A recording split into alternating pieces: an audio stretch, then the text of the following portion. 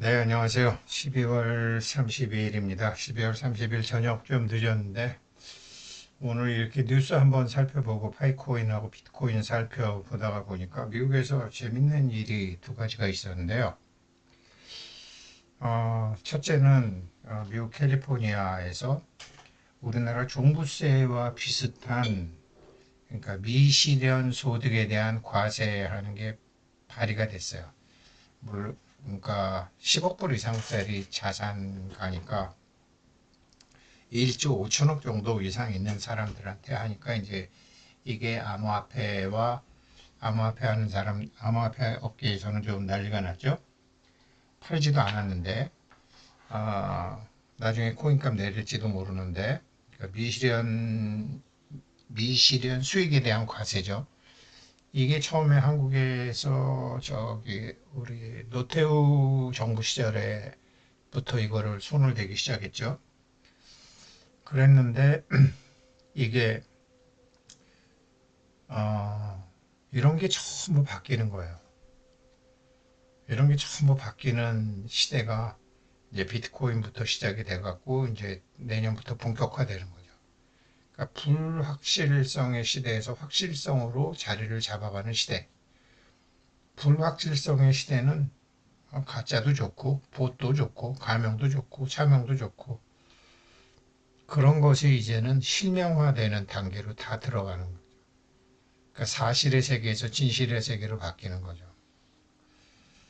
이런 와중에 이런 와중에 유럽에서 가장 큰 암호화폐 거래소 화이트비트라는 게 있는데 얘네가 자기네 토큰을 만들고 미국에다가 거래소를 또 세우는 거예요. 그러니까 지금 이런 법이 생기면 미국에서 사람들이 도망갈 거라고 생각했는데 거꾸로 미국에다 거래소를 만든다고 돈해서 들어오는 데가 있네. 이렇게 된 거죠. 그러니까 참 그래서 제가 이걸 보면서 이제 파이코인을 본 건데 먼저 유럽에서 제일 크다는 그 암호화폐 거래소를 보니까 우리는 업비트가 제일 크니까 뭐 알지만 저도 뭐 화이트빗 같은 거는 잘 몰랐단 말이죠. 근데 얘네가 인터밀란도 유벤투스 주주더라고요. 그러니까 이런 데도 그러니까 뭐 유럽은 축구를 많이 하니까 그러니까 화이트비트 뭐 하는 데인가 딱 들어갔더니 유벤투스부터 탁 나오더라고요. 여기에 지금 이제 암호화폐 파트너더라고요. 그런데 이 회사를 보니까 이제 들어가서 보니까 유럽에서 제일 크고 유저가 800만 정도 되는 거예요. 그러니까 비자하고도 유벤투스하고도 하고 있는 이제 그런 상당히 괜찮은 거래소인데, 음,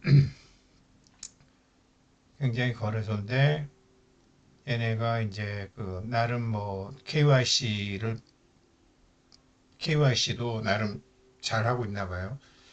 유럽에서 KYC는 굉장히 사실은 힘들다고 해요. 이민자도 많고. 그런데 아무튼 암호화폐 거래소, 유럽 거래소인데 그러면서도 좀 빨리 하는 뭐 이제 그런가 봐요. 그런데 얘네가 미국에다가 암호화폐 거래소를 또 신청을 한 거예요. 그래서 제가 800만 명의 유저다. 이거는 파이코인의 유저하고 비교하면은 너무 작은 건데. 그리고 이 법이 또 지금 이거 암호화폐 법 한다는 것도 캘리포니아 주예요. 파이코인은 캘리포니아에 본사를 두고 있는 회사잖아요. 미국에서 캘리포니아는 좀 참 독특하죠. 이민자 사회고 완전히 뭐 우리 흥민이도 거기가 있지만. 그래서 보면 그래서 제가 그러면 도대체 얘네가 유저가 800만이라는데 파이는 유저가 얼마나 될까 이제 다시 지금은 2천만 명 넘지 않나 싶어 갖고 이제 들어가서 자료를 좀 찾아봤더니 얼마나 많은 나라에서 파이를 지금 하고 있을까? 230개국 나라인데 근데 230개국 하는데 파이 네트워크 존재가 제한적이거나 없는 국가들. 그러니까 전 세계적으로 지금 얘네는 파이는 전 세계적으로 확산이 되고 전 세계적으로 유저가 있다. 그런데 일부 국가에서는 존재가 제한적인 거나 없다. 규제 제한 대표적인 건 중국이죠. 그러니까 암호화폐에 대한 규제하고 아주 금지하고 있어서 영향을 미치죠. 그렇지만 중국은 뭐 어떻게 해서든지 아무튼 하니까 사람들은 어, 파이 네트워크의 존재와 성장이 중국에서는 많이 제한을 받고 있다. 이렇게 돼 있고 그리고 230개국을 한다고 하지만 경제적인 요인이 이 스마트폰을 갖고 이제 뭘 하고 경제적 어려움이나 이제 뭐 와이파이나 이런 제한된 기술 인프라를 가진 지역에서도 파이 네트워크의 성장과 수용이 좀 저해되고 있는 상황이다. 그러나 전반적으로 볼 때는 이 유저는 전 세계적으로 핸드폰을 했기 때문에 전 세계적으로 확대되고 있다. 각 국가에서 플랫폼이 지금 된다. 굉장히 많은 유저를 갖고 있다. 근데 대표적으로 크게 하는 나라는 제가 뭐 숫자상으로는 나이지리아지만 영향력 순으로 여기서 한 거를 보니까 미국이 역시 1위, 그 다음에 2위 브라질, 나이지리아인데 미국은 대규모 커뮤니티가 형성이 돼 있는데 지금 아직 법정화폐나 가능한 자산으로 인정받지는 못하고 있다. 그 다음에 인도도 물론 그렇죠. 인도는 굉장히 급속하게 파이 네트워크가 크고 있대요. 젊고 기술에 익숙한 인구가 굉장히 많고 브라질이 또 굉장히 적극적이고요. 브라질 자체가 이제 뭐 화폐도 안정화되지 않았고 뭐 좀 러시아나 이런 중국 뭐 남아공 좀 이런 나라들하고 친하다가 보니까 디지털 경제와 이런 게 좀 암호화폐 쪽으로 많이 가고 있다라는 거죠. 그렇지만 아직 거래에 사용되거나 인정은 안 된다. 그리고 역시 이제 나이지리아에서 굉장히 활발하다. 그리고 굉장히 나이지리아에서는 상당히 존재감을 보이고 있다. 그러나 아직 뭐 우리가 다 알고 있는 바지만 여전히 이제 거래나 결제 수단으로서 그렇게 넓게 쓰이고 있지 않다. 이게 이제 2026년도부터 본격적으로 이제 오픈 메인넷을 본격적인 오픈 메인넷을 하게 되면은 그때부터 이제 많이 달라지겠죠.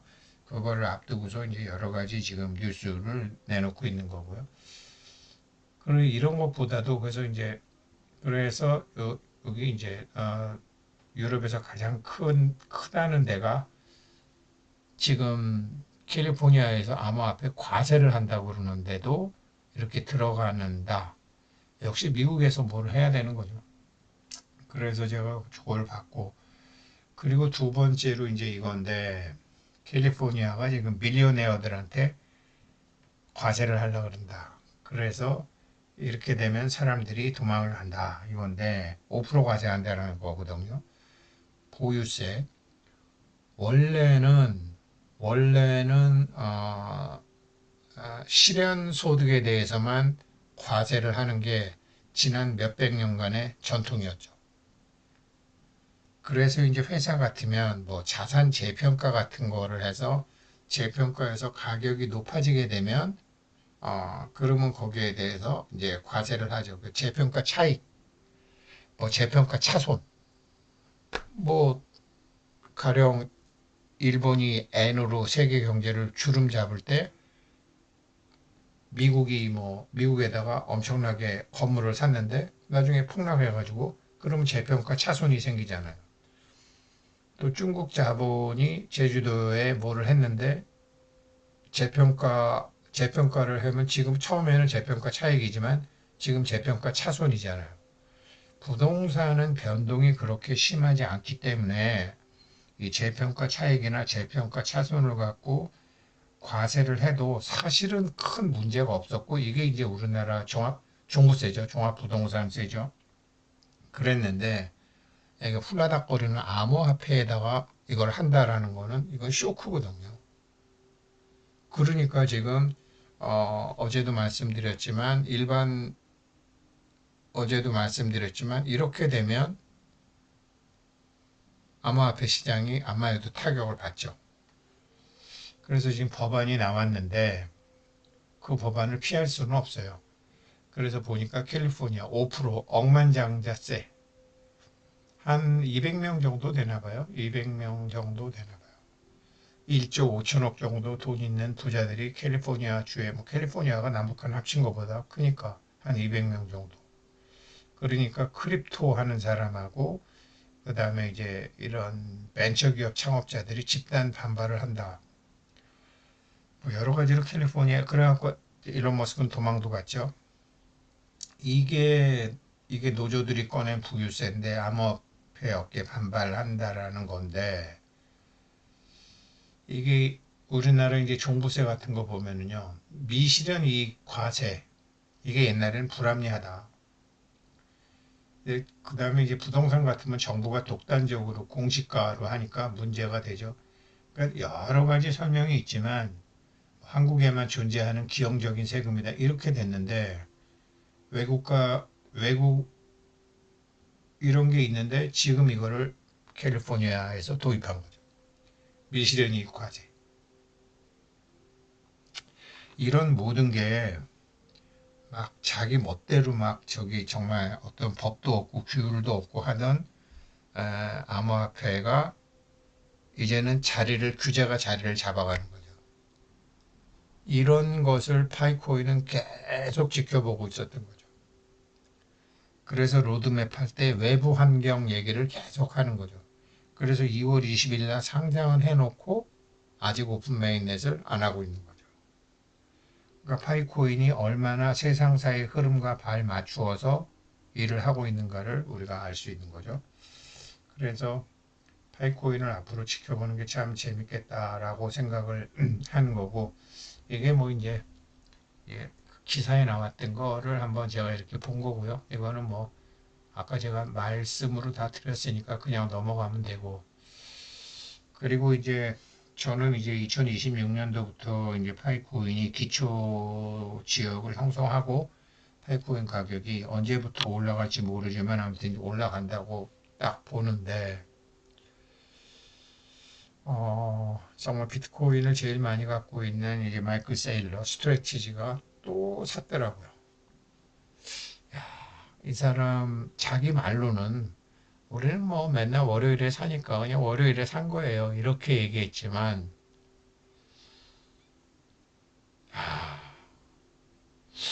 안 사야 제가 생각하기에는 안 사는 게 맞거든요.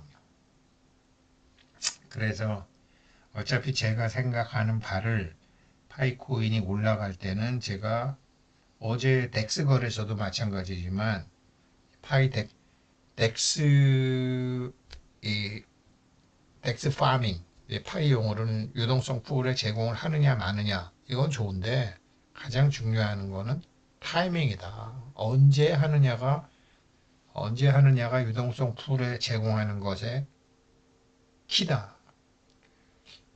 그래서 한번 뭐 제 말이 꼭 맞는다라는 게 아니고 앞으로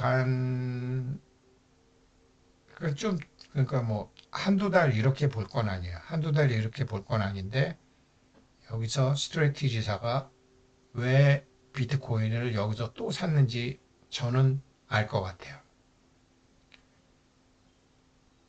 저는 알 것 같아요. 이걸 지켜보자고요. 이걸 잘 지켜보면 여기서 산 스트레티지사가 비트코인을 이 시점에서 산 것을 잘 이해하시게 되면 제가 말씀드렸잖아요. 한 달에 100만 원씩 파이코인 사시겠다는 분한테 75만 원씩 사라.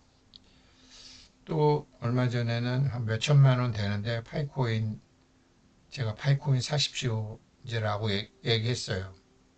한 달에 100만 원어치씩 사라고 그랬어요.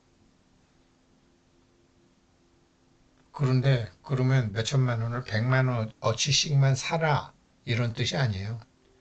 100만 원어치씩 3번을 살 수도 있고 6번을 살 수도 있고 7번을 살 수도 있지만 나머지는 탁 들어갈 때가 있다라는 거죠. 유동성 풀에 진입하는 넥스 파밍도 타이밍이 중요하지만 정말로 타이밍이 언제 들어갔다가 언제 나오는가가 제일 중요해요. 이거를 제가 명확히 몰랐었어요. 증권회사로 30년을 다니면서도 이걸 정확히 몰랐었어요. 알긴 알았는데 실행을 항상 못했어요. 근데 이제 파이코인 갖고는 그걸 하려고 그래요. 그래서 이게 제일 중요하니까 나중에 제가 가르쳐 드리는 날이 오겠죠. 근데 그거 공부하시려면 스트레티지사가 12월 29일에 비트코인을 산 것에 대한 그걸 지켜보시는 게 제일 중요합니다. 그래서 오늘은 세 가지 테마 갖고 말씀드렸어요. 이제 내년부터 2026년부터 파이코인은 지금까지의 파이코인과 시장에서의 모습이 달라질 것이라고 우리는 알고 있잖아요. 정말 달라질 겁니다. 감사합니다.